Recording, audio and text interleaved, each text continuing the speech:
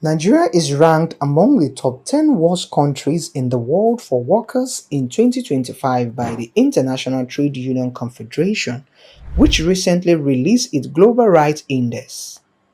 The most populous black nation appeared on the ITUC's list for the first time during the 113th International Labour Conference in Geneva, Switzerland, since the index was introduced in 2014.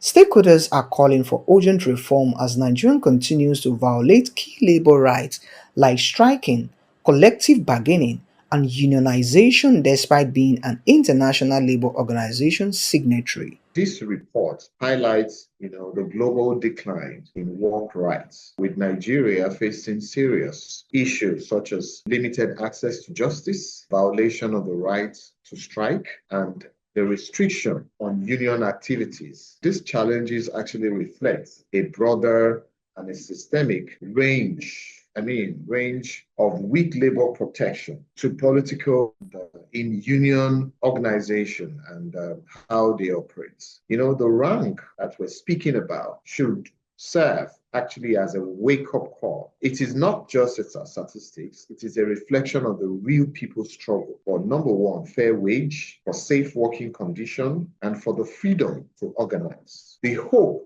is that this spotlight will push the policymaker, employee, and the civil society to take meaningful action. The 2025 report shows worsened labor conditions in Africa, with the continent recording its second worst score, rising from 3.88 in 2024 to 3.95 in 2025. Though violence against workers fell overall, union activists were killed in Cameroon and South Africa, while unionists in Nigeria faced repression. With the designation of Nigeria as one of the 10 worst places for workers, in the world, I don't think that is, it doesn't flatter this country at all. And it's sad that the situation has been allowed to get to this level.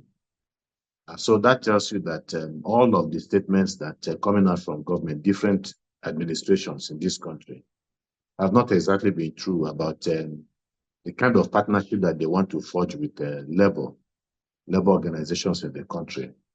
And there's actually still a lot that needs to be done. And the government, I think, should sit up and show more commitment to Nigerian workers. African leaders are very powerful. They are powerful in the sense that they are absolute leaders. And anywhere you have absolute leaders, it becomes very difficult to entertain dissent. It becomes very difficult to entertain opposition. And that is the challenge that you have. If you look at it, about 4 or 5 countries in Africa are part of the top 10 worst places to work in globally. You have a place like Nigeria, you have Egypt, you have Tunisia, so these are places where you have absolute leaders, people who don't tolerate opposition. This year's conference centers on examining potential new international standards to safeguarding workers from biological hazards in workplace, promoting decent work in the platform economy, and devising innovative strategies to facilitate transition from the informal to the formal economy.